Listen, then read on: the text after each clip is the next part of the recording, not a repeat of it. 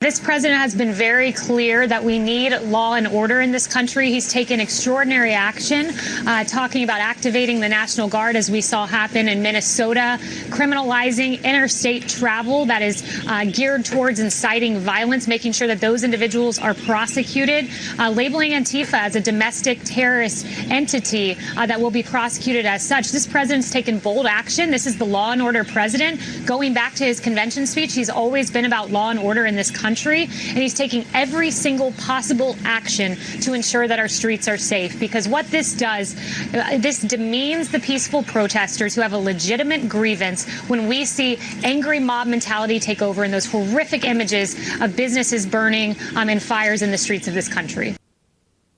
We need more from this president, though. Yes, he's done some things to help. And yes, he does believe, unlike the Democrats and the left, he does believe in law and order. He does believe that the law is the law, even if someone's really upset about it.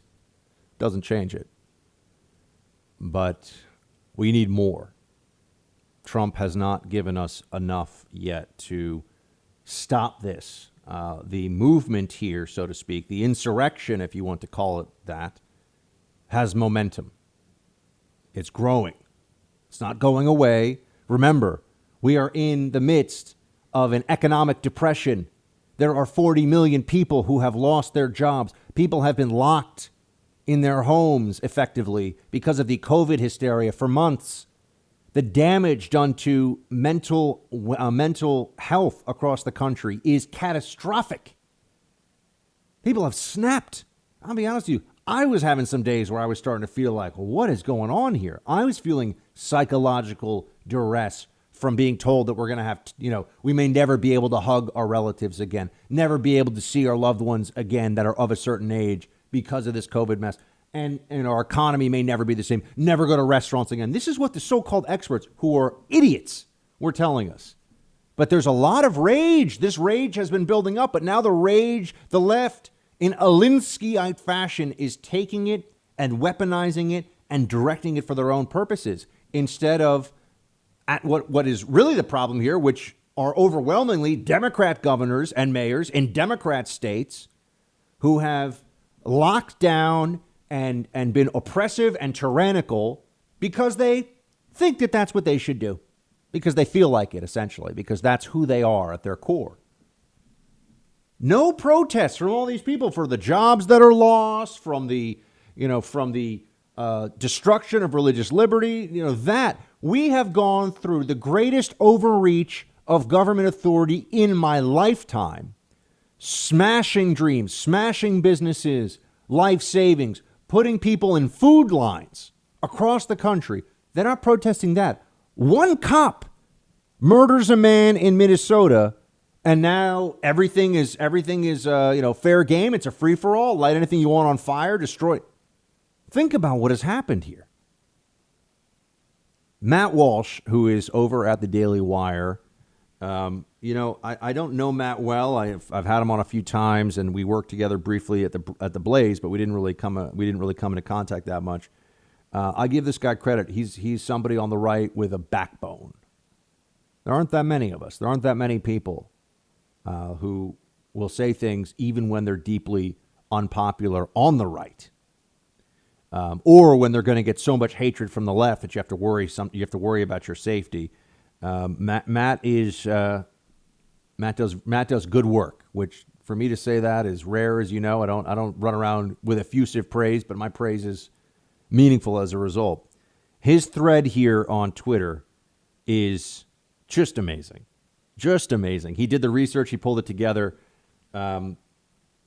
It's about how protesting as a general act was described when conservatives were protesting the lockdowns.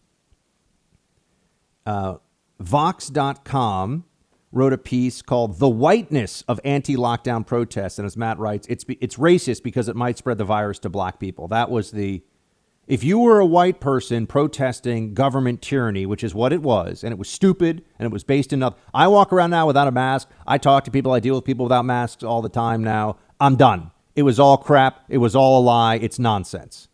When I say it's all a lie, I don't mean COVID's a lie. I don't mean that people didn't die from it. I mean that these measures that we were taking were necessary and sound to combat COVID. Social distancing, 6 feet. They just made that. There's no study to support that. They just made this up. Why not 10 feet? Why not 50 feet? Because we feel like it. Masks, you don't need them. Don't get them. Actually, maybe get them. Now you have to get them. What science did they bring? Nothing. There's no evidence to support this. Matt continues on in this thread, though. Lockdown protesters have a moral duty to forego medical care. That's right. This was a piece written at penlive.com that protesters during the lockdowns don't deserve medical care. They should just slowly die of asphyxiation from COVID-19 because they don't think that they should have their lives completely overrun by government bureaucrats telling them what to do. The Guardian, U.S. lockdown protests may have spread virus widely, according to cell phone data. That's right. Protesters, as Matt writes, are responsible for spreading the virus far and wide. Meaning that he's saying this is what the story was. Jimmy Kimmel jokes Trump supporting coronavirus lockdown. Protesters are suicidal. He linked that story up there, too. That's right. If you want to protest the lockdown, you are suicidal. You want to die. The lockdown protest inside Michigan Capitol was devastatingly worrisome. Ford calls anti-lockdown protesters reckless in the National Post. Mind-bogglingly selfish, according to Business Insider. Washington Post, protesters don't care about lives. That was published that is the headline. Lockdown protesters don't care about lives. Slate, they are twisting the idea of liberty. Slate.com, the protesters. Washington Post, protesters are like Typhoid Mary. What lockdown protests are really about. Foolish, if not dangerous. TheWeek.com. TheNation.com. Protesters are dangerous, worsening the crisis. I could just sit here. We just keep going. A brilliant thread from Matt Walsh. This is what they were saying about people gathering in open air, completely and utterly lawfully, not hurting or ruining anyone or anything. But they were spreading death, you see. That was 2 weeks ago. 3 weeks ago.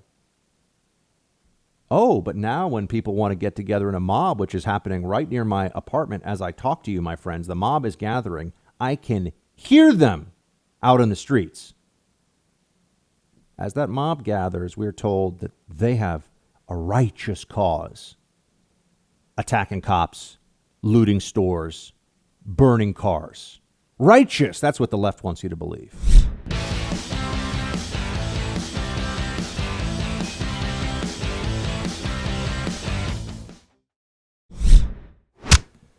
I figured we get an actual medical and finance expert on the show to talk about whether we're out of the woods when it comes to the worst of COVID-19, at least for right now, and also where we're heading with the economy with 40 plus million unemployed. So with that, we are joined by Dr. David Eifrig, also known as Doc Eifrig by a lot of folks. He is a partner at Stansberry Research. Doc, great to have you on the show.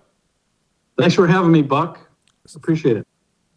So where do you see us now? I know you're writing about this weekly in your newsletter for Stansberry Research. The economy and COVID, these two things are, to say they're linked is an understatement, right? I mean, the COVID pandemic has really largely shut down whole sectors of the economy. So how do you think we're doing right now, first in the virus suppression and the reopening, and how bullish or bearish are you that we're going to be able to get things up and running? Yeah, sure. So the first thing is I've been saying for, about 5-6 weeks now that this coronavirus will be essentially like the other coronaviruses that have been studied by us, and they've not really been looked at for a while, but I pulled up a couple weeks ago and I showed folks there was a study out of Norway and a study out of the University of Michigan, which showed the incredible seasonality of the coronaviruses. There's 4 that have affected humans. There's 7 we know of. And I wish I could show you the chart, but essentially one of them just does the full year and shows how the peak is in January, February, and then by the summertime, they're gone. I'm looking on a screen here, and again, I'm sorry, can't share it with you, but those four, even when there's a big year of it, the next year it's down. And so my money, 100% on this coronavirus going away, the talk of having a big run next winter, there's no evidence for that in the coronaviruses that have been studied and looked at with good science. The other part I'm hopeful about the corona thing is that we're starting to figure out and see the stupidity that we've had by many people in not recognizing how influenza-like illnesses, viruses travel. This notion of putting people 6 feet apart is absurd. You can imagine 5 feet, 8 feet, 9 feet, 10 feet. Anyone who's older than 10 years old has seen these videos where they sneeze and paint fills the whole room. And then even in rooms where there are people at a restaurant for an hour and a half next to each other and around, even there only half of the crowd gets sick. So there's innate immunity that humans have that fight it off, that don't even show up as if they had infections. There's infections that do show up in the antibodies, and they don't have symptoms. And then there's people who have all these so-called comorbidities and get really sick. But it's been common for years and years and years at end of life. That's kind of one of the things that they often die from is flus, coronaviruses, other strange viruses that we could go on and on about the list. So I'm really optimistic about it. The other thing that's, I've not seen much about this, but it's very factual in that these things mutate. And when you mutate them, they can either become very, very infectious or less infectious. And the more mutations you have, the faster the mutations. It's believed, I believe it, and it's thought that they get less and less virulent, so less and less powerful. I saw a paper over the weekend that showed there's a couple strains now around the world. I think one report out of Italy that looks like people get it and have a sneeze, a sniffle, and they're done. And so I think this thing's going to go away. That's my personal take. Speaking of Dr. David Eifrig, Doc Eifrig, to those of us who know him, he's both an MD, medical expert, and also a finance and investing expert with Stansberry Research. And so, Doc, by the way, I'm very pleased to hear your analysis as somebody who understands the science, right? This is a term that everyone says, listen to the science, you know the science, and it does line up with a lot of the data crunchers that I know out there who have been saying all along that this isn't going to be what we were being told by the authorities that it would be. But now on the economic side, so we're at 40 million unemployed. There had been this idea, 40 million plus, there had been this idea that we could freeze the economy and then effectively unfreeze it, right? That we could unfreeze what we had done here. Are you thinking that that's possible, or are we in for a rude awakening as we try to get the economic side of this rolling again? Yeah, I have to tell you, personally, stylistically, I'm a little more on the conservative side, and I'm never going to, even late in my life, I'm never going to catch the full wave up on any investment bull market we've ever had. I get out early, I get in late. This to me feels economically as dysfunctional as anything I could imagine, but we just threw a whole bunch of money and promises to support it. And again, everything's off the table. I've read Sidney Homer's History of Interest Rates, which is yay big. Here we are talking negative interest rates in Europe. They're not even reserve currency. You throw a lot of money after this economy, and then with the dislocation, I'm more optimistic. I don't want to see bad things. I don't want to see a Great Depression and breadlines and all that stuff. But it's hard for me to imagine, it's really hard for me to picture how we recover that quickly. And let me say, just for this reason, simply, supply chains could probably be put back into place fairly quickly.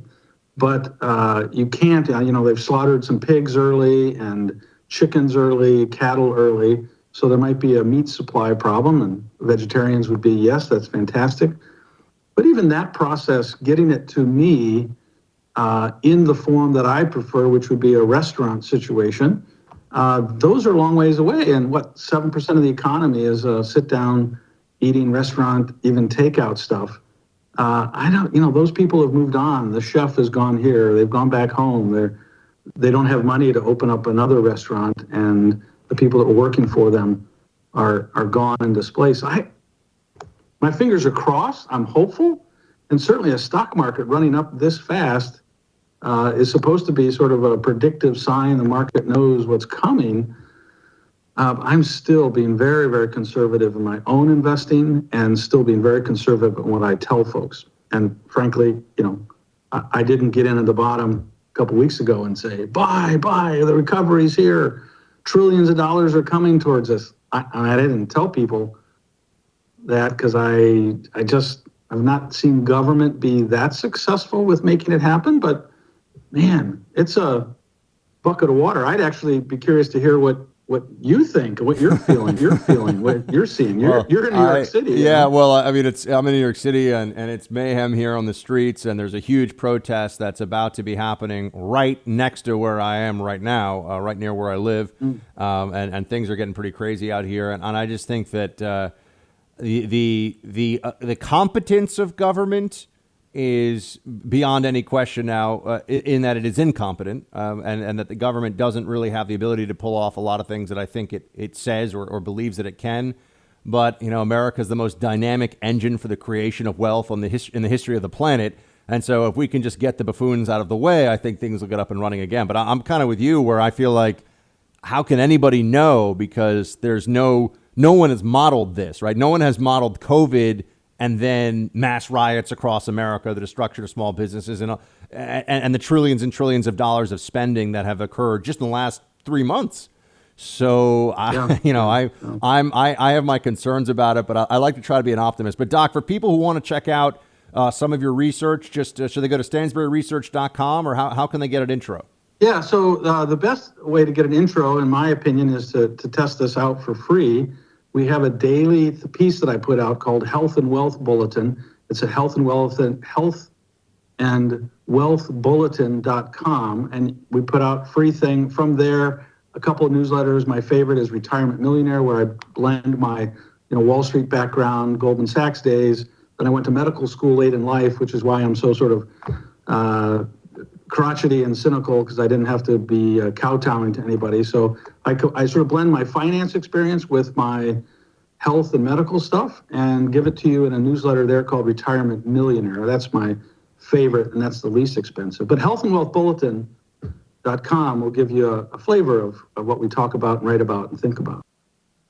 Go check it out, folks. Doc Eifrig, the one and only. Smart people I know say, listen to Doc. So there you go. Doc, thanks so much.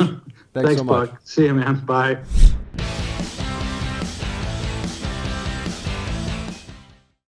It's time for Roll Call. Roll call, everybody. Ryan kicks us off. Now remember, Team Buck at iHeartMedia.com if you want to send us your thoughts, or you can go to Facebook.com/Buck Sexton. Ryan starts us off here. Hey, Buck.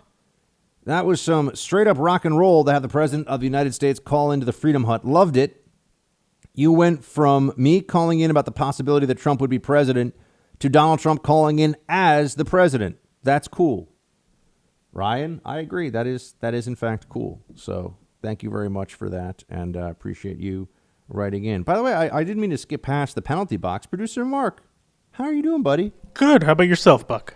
Were you running around with an anarchist face mask on, smashing windows over the weekend, sir? No, We do not approve of that in the Freedom Hut, sir. I stayed home. I decided to not, smash things. Weren't lighting cars on fire, for jollies? I thought about it, but I decided not to.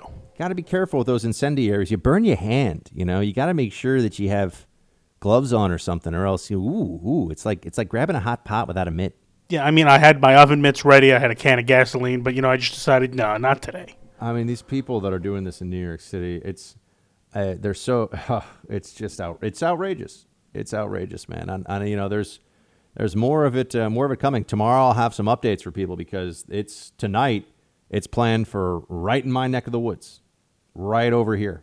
They're actually locking down. I saw them preparing stores in my neighborhood, putting up plywood in front of the windows, in front of the glass. And they are also locking down my building, so people will not be able to leave through the normal doorway starting at a certain time today, because that's how concerned they are about this. I just got that note. That's insane. Yeah. No. That's the city we live in now. We've been through instead of a celebration of the end of the COVID hysteria. It's beautiful weather now. We got a summer ahead of us. Everything's going to be good. Instead of a celebration, we are now on another lockdown because of left-wing psychopaths wanting to destroy everything. That's where we are. Yeah. Anyway, it makes me very upset, obviously. But did you and Mrs. Mark do anything fun over the weekend? No, we did absolutely nothing. Oh, that sounds like... What are we going to do? There's protests going on everywhere, and we're technically not allowed outside. Yeah, that's a good point. I went for a long walk in the park, and of course I came across protesters several times. Went for a long walk in Central Park, which was nice, and I made, for the Snow Princess in me, I made burgers, but I didn't have buns. I had bread, and so I had to make it like a burger sandwich, and then I cut the burger in half, and it looked like a sandwich, but it was very good, even though I feel like I made a burger sandwich. I mean, I've done that before. You know, you don't have any buns, so you have to improvise. Right? Nothing Use wrong the bread. with that. Yeah. Use the bread. So that's what I did. Tasted very good. Also, I'd made some artichokes, I will have you know, which just involves steaming them for 30 minutes and then dipping them in butter, which is amazing. I don't think I've ever just had an artichoke that wasn't in spinach and artichoke dip. It's pretty good. You and Mrs. Mark, I'm telling you, this is very easy. You just get 2 artichokes, put them in a steamer pot, just fill it with water, boil the water, 35 minutes, and then just take a big thing of melted butter like for lobster, and then you dip the part of the artichoke you want to eat in the melted butter. A little bit of a lemon, by the way, in the butter is very nice, just like you would with a lobster. Sure. Now I'm getting really hungry for lobster. I've got to do that. I need to start eating more vegetables. Yeah. Well, this is like doesn't sound veggies healthy, with butter, but, so yeah. you'll like it. But I haven't had lobster in a long time. It's reminding me, I don't know where you can even get them in New York City. Right? Is there anywhere we can get lobster? I don't even know where you get it right now. All right. Michael Buck, love your show. If social distancing is so important, why isn't the media screaming at the top of their lungs about the rioters not social distancing? Michael, good question, but obviously it's one I've been addressing here on the show. It was all about what they like and don't like. It was all about their whims and their desires. It was about control. So now we know beyond any doubt. I'm not even like washing my hands obsessively anymore. The virus, the heat, the summer, the virus has gone way, way down. People are nuts. They need to calm down. James, Buck, I've been satisfied simply to subscribe and listen to your podcast, but your impression of Brian Stelter during today's show compels me to write. I laughed hard enough to be a COVID super spreader, and that was with my mask on and my car windows rolled up. Bravo. Well, James, thank you very much. Stelter over there is really trying to make sure that he supports the left-wing agenda, and he's whatever Jeff Zucker says, yes, Mr. Zucker, I'll do it. Really I mean this. Stelter's not even good at television. One of the least talented news anchors I've ever seen. I've never had somebody have to restart 3 times an interview with me, and he did because he can't ask questions he couldn't ask questions that weren't written out for him on the prompter, and he's just not good at this. But he does Zucker's bidding, so it's like, okay, fine. Yep, it's all true. Randy writes, I ride a Harley without a helmet. Don't feel like I'm crazy. A friend of mine quit smoking cigarettes because he didn't want to die from cancer. The very next day, a tobacco truck ran him over and killed him. Producer Mark, what say you? About the helmet thing? About this whole note. I mean, that's just the biggest irony in the world. That's that's not something you see every day. And yeah, no, those who ride a Harley without a helmet, I mean, look, I don't know anything about riding a motorcycle. Nothing. Yeah. Never done it. Not even a little bit. So, I mean, listen, folks, to each their own, but I think it's not the safest thing in the world to ride a motorcycle without a helmet. I would probably wear a helmet. But that's just me. But then again, I need to get a special helmet for my giant head. So that's called a hairmet. A hairmet, that's right. Or I could just shave it down. I think if I shaved the swoop though, people would be like Samson when his locks are cut. I don't even know if I could do radio anymore. I just sit here like, I can't do the radio. I don't think I'd have this. I would not advise against it, especially because half of our liners say something about your hair. That's true. I wonder who wrote them. I don't know. Somebody's very clever, that's for sure. David, hey, Buck, I can't believe what I'm watching right now. Fox News is freaking out about protesters throwing water bottles and firecrackers at the White House.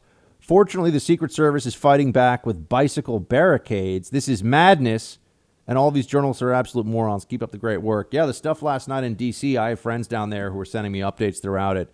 Things in D.C. were really bad, really bad. And it was right outside the White House. They lit a national historic church on fire. It didn't. They put the fire out, so the whole church didn't burn down. But these people have no respect. They have no dignity. They have no integrity. They're just destroying. These are barbarians, my friends. The barbarians are on the loose. Brandy, hey, Buck, I know the president said he'll never shut down the country again. What about the individual blue state governors? Do you think they will shut down their states for a possible round 2 of this COVID virus? Yes.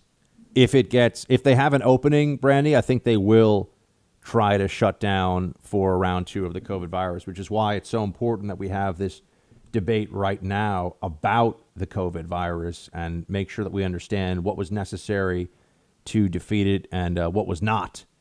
And look, we haven't totally defeated it, but what was necessary to suppress it.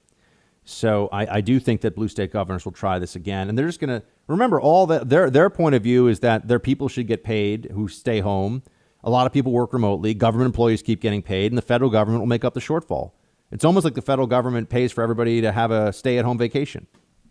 That's how lib statists view this. So, yeah, I'm very much concerned about that possibility. Tracy, my husband is a cop. He went up to Chicago today to try and help his guys out. Buck, it's a complete war zone. Shootings in intersections, fires everywhere, people running in the streets. One of his guys had to drive south in a northbound lane just to get out. They're looting his territory as we speak. It's unbelievable what is happening. My police wife, friends, and I are distraught. Please pray for us, for our husband's safety. I have never felt so helpless. This doesn't feel like America. Thank you for listening. Well, Tracy, thank your husband for stepping up and being on the front line in this way. And I would also remind everybody that, we were told by the lockdown libs for weeks, if you don't do what we say, you don't respect the front line. You don't respect first responders. Cops are first responders, among the most important of all first responders. And yet now the cops are being disrespected all over the place. I thought, and subjected to COVID from all these protesters. Notice how it's just what they were saying, it doesn't matter anymore. Now we don't hear about that anymore. Like I said, my friends, these people are liars. They are frauds. They are there to destroy.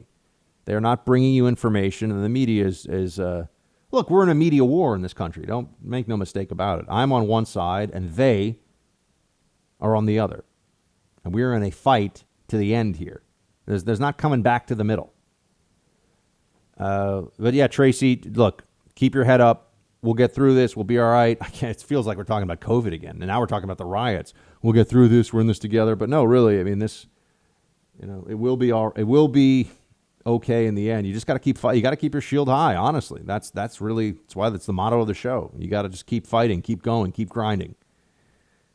Thomas, Buck, I listened to your show from Friday. I get it on Spotify. It's also awesome how you knew the old true definition and meaning of thug from India. That's one of the oldest, and pointing out the death cult of strangulation. I sure appreciate your show. I very much appreciate your voice of reason, and I'm glad our president is willing to be on your show and call you a friend and colleague, rightfully so. Your attention and knowledge of history is appreciated by me. I support our president. He's got my vote. You would make a great advisor or person that works in his office. Shields high. Thanks so much, Thomas, for the very kind note. And yeah, it was really meaningful. The president not only joined the show, but also had so many nice things to say about the work that we do here. And, even producer Mark was kind of like, that was cool. That was cool. So, if Mark gets excited, it's really exciting. I even gave you props, which is very, very rare. Even producer Mark gave me a little pat on the back and was like, good job, host. And I said, thank you, producer. So it was nice. We had a moment. But now he's back to telling me I have to show up on time and tape the show and blah, blah, blah, blah, blah. Yeah, I'm doing my job telling you to, do work. Do my job. Yeah, it's, we need somebody to do it.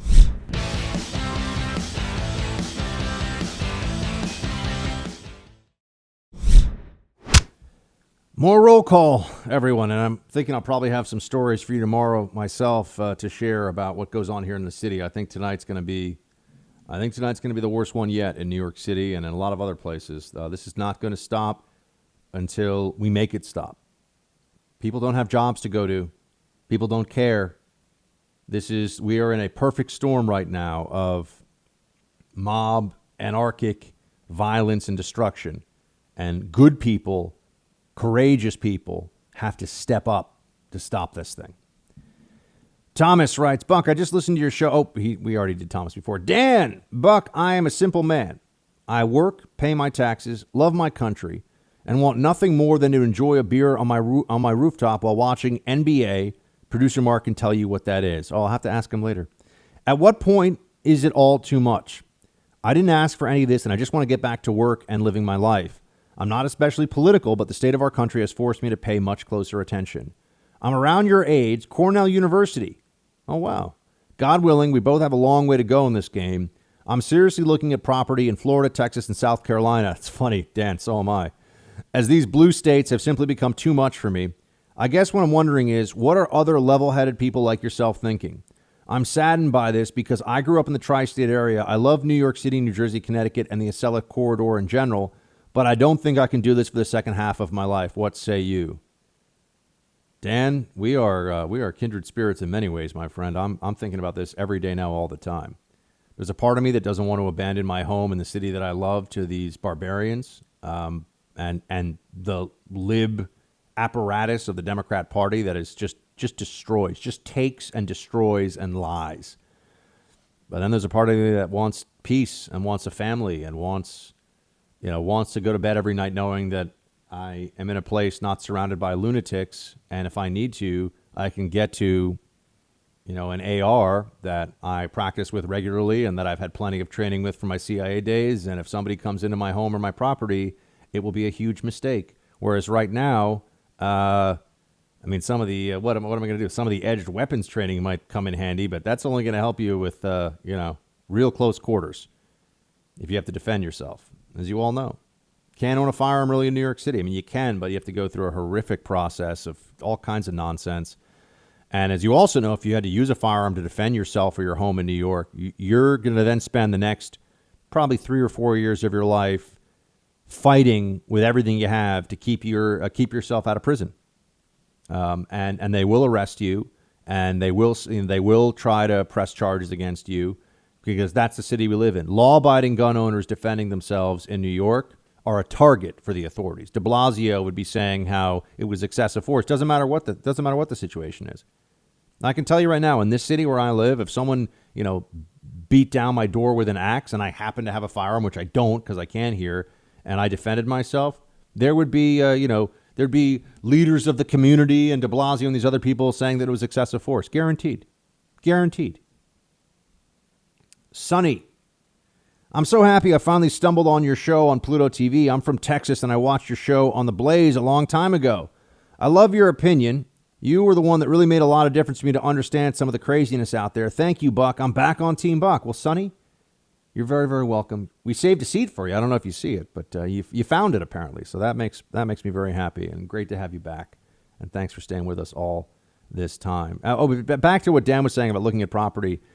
I do think that this is going to create a huge a separation in the country. People are going to leave blue states and cities and head out into more rural areas. And if you're conservative, you're going to head out into redder parts of the country where you can at least count on your sheriff not to take off his gear and join the rioters, as we know happened at least once, I believe, in Michigan. Or whether it's a protest or a riot, whichever one it was, the sheriff isn't there he's there to keep order. He's not there to pick a side. So I don't know. We'll see. We'll see if we can fight through it and hang on in these cities. I mean, there are a lot of Republicans like me in New York, not compared to how many libs there are, but there are a lot of us. There's over 1 million of us in New York City. I don't know what's going to happen. Friends, we will stay in the fight, though. That much I can promise you. I think I'll have some more stories for you tomorrow. Please share this podcast. It's more important now than ever that we get the truth out. Get it on Spotify, the iHeartRadio app. Also, go to bucksexton.com. Shields high.